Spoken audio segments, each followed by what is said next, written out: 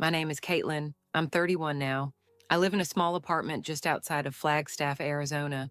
There's a view of the mountains if you lean far enough over my tiny balcony, but most days I keep the blinds half shut. I like the light, not the exposure. I don't tell people much about my family.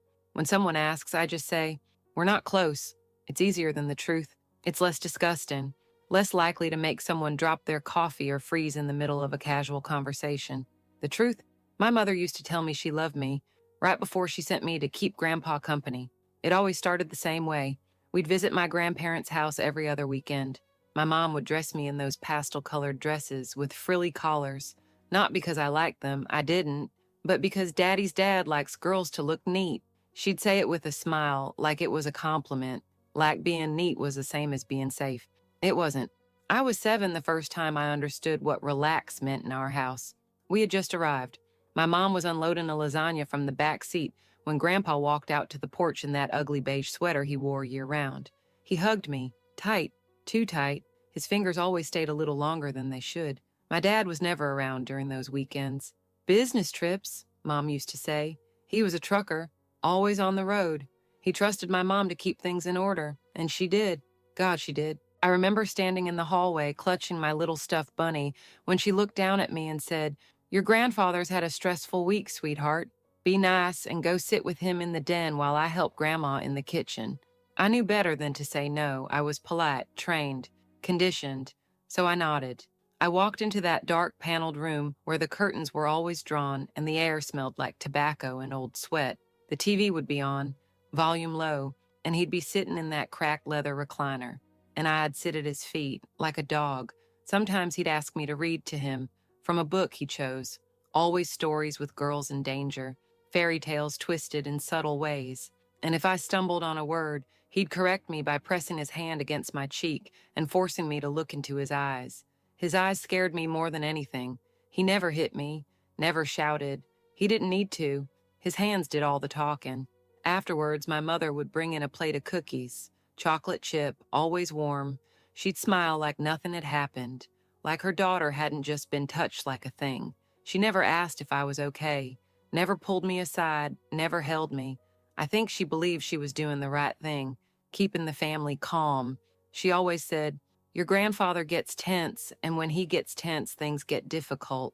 I didn't know what difficult meant back then, but I do now. I've lived with the echoes of it for years. When I turned 9, I started locking the bathroom door, even when I was alone. I'd flinch if someone touched my back in a crowd, and I started writing notes to myself under the mattress, little reminders. You are real. You are not his. Nobody ever found them, not even her, because she never looked. At school, I was the quiet girl, the one who always raised her hand, kept her clothes clean, never talked back. Teachers loved me, said I was mature for my age. That's code for something's wrong at home, but we don't want to get involved. I wore it like armor. Politeness, clean fingernails, straight A's, because I had a theory. If I was perfect on paper, maybe someone would notice when I started crumbling. No one did. By 11, I had mastered the art of disappearing in plain sight. I could be in a room and not be in it. I'd sit at the dinner table, nod at whatever my mom said, smile when my dad came home from another long haul. And I never once asked why Grandpa was the only one who ever got special alone time with me. Maybe because I already knew the answer, or maybe because I knew the question would just circle the drain and clog the pipes of our happy home image. But the real turning point came that summer. I was 12. It was the 4th of July. The house smelled like overcooked ribs, and the air was thick with fake patriotism. My extended family was over. Uncles, aunts, cousins, the whole red, white, and traumatized parade. We were gathered in the backyard. Grandpa was inside, thank God, claiming his knees hurt. I remember my cousin Madison, perfect blonde curls, braces that sparkled like jewelry, was sitting next to me on the porch swing. She leaned in and said, "You're so lucky you're Grandpa's favorite. He always gives you stuff." I asked for a phone and he said no, but I bet you'll get one. I looked at her, really looked, and for the first time in my life, I felt something darker than pain. I felt contempt, not for her, for how little people understand when they only see the outside. Lucky. I almost laughed, but it caught in my throat like gravel. I swallowed it, because that's what girls like me do. I didn't respond, just stood up and walked into the kitchen. My mom was slicing pie. She looked up and said, "Isn't it nice everyone's getting along?" I nodded, because what else do you do when your mom's idea of getting along includes handing you over like a peace offering every other Sunday? Grandpa asked if you could bring him his tea, she added. He's resting. Resting. Right. That was our family's favorite word for denial. It came right after he's from another generation and just before don't ruin the day. I walked to the counter, poured the tea, hands trembling but not from fear. This time, it was rage. A slow, boil-in kind, the kind that doesn't scream, just simmers for years. When I walked into the living room and set the tea down on the tray beside him, I didn't meet his eyes. I just said, "Here," and turned to leave. He grabbed my wrist, not hard, just enough to remind me that he could. "Don't I get a thank you, sweetheart?" he said. I looked down at his hand, then at him, and for the first time, I didn't say thank you. I didn't say yes, sir. I said, "I'm not lucky." Just that. His grip tightened for a second, then loosened. That night, I didn't sleep, but I did start making a plan, because that moment, just a tiny act of rebellion, was the first time I realized something dangerous and true. If I wanted to be safe, I'd have to save myself. By 13, I had learned how to vanish in my own bedroom. That was the age where girls were supposed to start discovering makeup, crushes, music tastes. I discovered exits, silent ones, back doors, windows that didn't creak if you opened them slow enough. My room had 2 locks, one on the door, the other in my throat. I didn't talk, not really, just enough to pass as functional, enough for the school counselor to nod and say, "Kaitlyn is a quiet achiever." They never asked why my eyes darted every time someone used the word family. I had perfected the fake sleep routine, covers pulled to my chin, light breathing. I kept a flashlight and a box cutter under my pillow, not because I planned to use it, but because knowing I could made my heart slow down. Then came my 14th birthday. Mom made a cake, store-bought, with my name spelled wrong in blue icing. "Happy B-Day, Kaitlyn." She said the decorator must have messed up. I didn't correct her. What was the point? She barely said my name at home anyway, just called me sweetheart or go take this to Grandpa. That day, after the cake and the awkward singing, she pulled me aside in the hallway. "He brought a gift for you," she said. "Try to act grateful. He doesn't usually do this." He, not Grandpa, not Dad's dad, just he. Like she didn't want to say his name, like maybe a sliver of guilt was crawling up her throat and she was trying to keep it down. She handed me a wrapped box. Inside, a silver bracelet with a charm that said, "Princess." I felt like throwing up, but I didn't. I said, "Thank you," like I was trained to. Then I walked to my room and dropped the box in the trash. Later that night, I caught her digging it out. "Don't waste something nice," she said, not looking at me. He meant well. That was when it hit me. She knew, not everything. Maybe not the full picture, but enough. Enough to know what he was. Enough to know what it cost me to walk into that room every time she asked. And she still asked. I stared at her, standing in my room with my trauma in her hand, like it was just misplaced jewelry. "What if I told you I didn't want gifts from him?" I asked. She looked at me like I'd said I didn't want oxygen. "Kaitlyn, don't be dramatic. He's your grandfather. He loves you." That word, love. It sounded like a dirty joke coming out of her mouth. I didn't answer. I didn't cry. I just pulled my blanket off the bed and laid it on the floor. Slept there that night, shoes on, just in case. After that, things got quieter. Not calmer, quieter. Like the air between us thickened. She stopped saying, "Go see him," directly. She started using phrases like, "He's asking for you," or "He's lonely." And every time I found an excuse. Homework, cramps, a book I was reading for school. She started snapping. "Why are you acting like this? He's always been good to us." United States. The word tasted like rot. There was no us. There was her silence and my bruises hidden in places no doctor would check. That winter, I stopped going on the weekend visits altogether. I said I was old enough to stay home. She didn't argue. She didn't fight for me. She just said, "Fine, but don't make this a thing, Kaitlyn. You know how sensitive he is." Right, sensitive.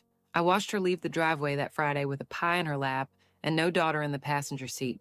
I thought maybe she'd feel something. She didn't. I was 15 when I broke down for the first time. Not the kind of breakdown that happens in movies. No sobbing in the rain. No dramatic scream into the night. Mine happened in a CVS bathroom stall under the flickering light near the feminine hygiene aisle. It was a Tuesday, random, uneventful. I had gone in to buy deodorant and cough drops, and then, in the middle of that cold, white-tiled room, I sat down on the toilet seat, fully clothed, and realized I couldn't breathe. Not I'm upset, not I'm overwhelmed. No, this was I'm drowning, and nobody even sees the water. I stayed there for maybe 20 minutes. Could have been an hour. I didn't cry. My body wouldn't let me. It just froze. That night, I wrote a letter, not to my mom, not to Grandpa, not to God, to Mr. Jefferson, my English teacher. He was the only adult who ever said my name like it mattered. He once wrote, "You have a rare clarity," on an essay about Sylvia Plath. I held onto that sentence like it was a seatbelt. So I wrote, "There's something happening at home. It's not visible, but it's real. I don't know what to do. I don't know who to be anymore. I'm scared all the time." I folded the note and slid it into his desk drawer during lunch. Didn't sign it. Didn't need to. My handwriting gave me away. The next morning, he called me in after class. He closed the door, sat on the edge of his desk. He looked worried. Not dramatic, not performative, just human. "Did you write this?" he asked, holding the paper like it might tear if he breathed too hard. I nodded. His voice dropped. "Kaitlyn, do you want me to report this?" It was a loaded question, a landmine disguised as kindness. I didn't know how to answer. Part of me screamed yes. The other part, the one my mother trained, said, "No one will believe you. No one will do anything. You'll just make things worse." So I said, "It's nothing now. I was just overwhelmed. I'm okay." He nodded, slowly, carefully, like he was stepping around something dangerous. He said, "If anything ever happens, anything, you can come to me. No judgment." Then he let me leave. And just like that, the door closed again. He didn't follow up. He didn't call anyone. He gave me the option to save myself. And I didn't take it. Not because I didn't want help, but because I already knew what help looked like in this world. A hallway conversation, a brochure, a follow-up that never comes. That night, I told my mom I needed new school supplies. She handed me $40 and said, "Spend it wisely." I bought a padlock for my bedroom door and a new notebook. The notebook was blank. The lock wasn't. For a while, I started writing again. Not poetry this time. Inventory. Every time I flinched at a man's voice. Every time my mom avoided eye contact when Grandpa's name came up. Every time someone called me so well behaved. And I wanted to scream, "I'm just trained to survive, not thrive." 1 page per day. By the end of the semester, the notebook was full. No one ever asked why I was always tired, why I never stayed after school, why I kept rubbing the same spot on my arm like something was stuck there. I guess they thought I was just one of those quiet girls. Funny thing about quiet girls, we're only quiet because the world taught us what happens when we speak. The day I left home was quiet. No yelling, no crying, no dramatic goodbye. My mom just stood in the kitchen, holding her coffee, and said, "Don't forget to call your grandfather. He's been asking about you." I had a backpack and a free meal card from my new college. What did she expect me to say? "Sure, Mom. I'll call the man who ruined my childhood while you acted like nothing was wrong." I said nothing. I just walked out. Arizona State University felt like another planet. People holding hands, laughing, dressing however they wanted. It was loud and messy and full of life. I didn't know what to do with that kind of freedom. The first week I slept with the lights on. Habit. By the second month, I added an extra lock to my dorm door, even though no one there shared my last name. In my second semester, I started seeing a guy named Eric. He was kind, gentle. He waited for me to speak. One night, he touched the back of my neck, soft and slow, and my whole body froze. He pulled back. "Did I hurt you?" I smiled, a fake, trained smile. Number just ticklish. It wasn't true. He never touched me like that again. The problem wasn't him. It was everything still stuck inside me. The old memories, the way my skin remembered things I tried to forget. In my second year, I got a letter. Old handwriting. I knew it was my mom. "Your grandfather had a fall. Nothing serious, but he's not getting any younger. He asked about you. He misses you. Misses me. Like missing me could erase what he did. Like I miss you, fixed hands that should have never touched a child." I didn't reply. A month later, another letter came. "Don't be cruel, Kaitlyn. He's family." Family. That word they used like a shield, like it made everything okay. "That Christmas," she called. I almost answered. But when my phone buzzed again, I just flipped it face down and kept working on my essay about power structures. Funny, even far away, the guilt tried to pull me back. But now I understood something. Guilt is just another word for control dressed up like love, and I was finally starting to let it go, slowly, painfully, but I was. I was 24 when my aunt called. Aunt Lisa, my mom's younger sister. I hadn't spoken to her in years.